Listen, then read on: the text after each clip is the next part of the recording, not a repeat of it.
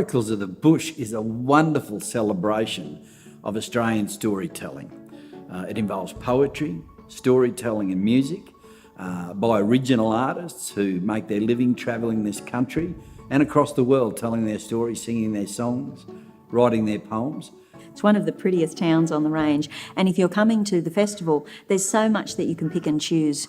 You can go to the breakfasts, you can go to the lunches, there's evening concerts, and there's the competition.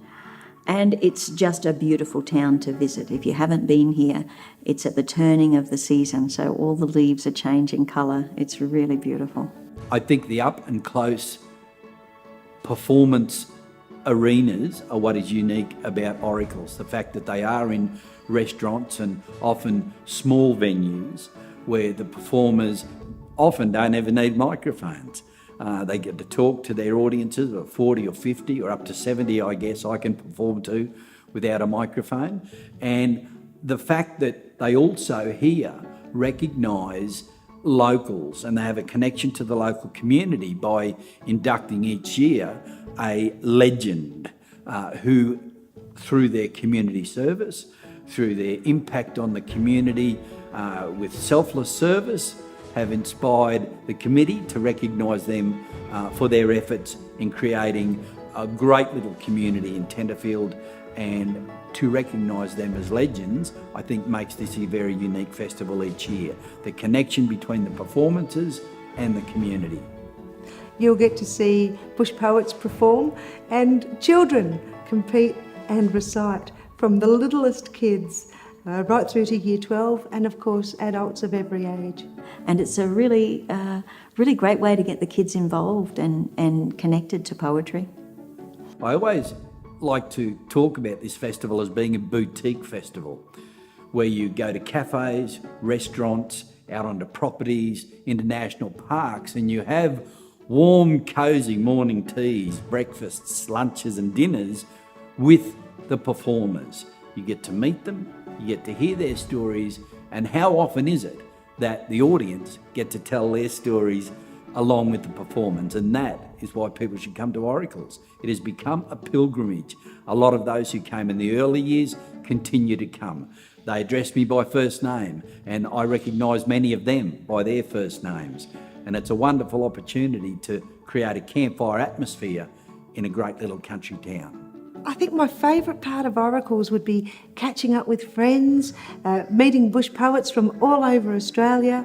It's a really lovely atmosphere. It's a really good little festival. I think for me the favourite part of coming to the Oracles would be watching the children's competition. I think it's great to see the kids up and having a go. It builds their confidence, and their mums and their dads and their grandparents are there, and they're so proud of them. It's great. I think that's my favourite part. The favourite part of the Oracles would be the bush poets. The breakfast this morning out at the national parks. Well, of course we come for the prose, the poetry, and you're either in the aisles laughing because you've got stitches in your side, or you're in the aisles crying because of the piece of poetry that's been said. But it's the whole ambience of the place, it's the parks, it's the shops. You know, there's so much to see and so much to do.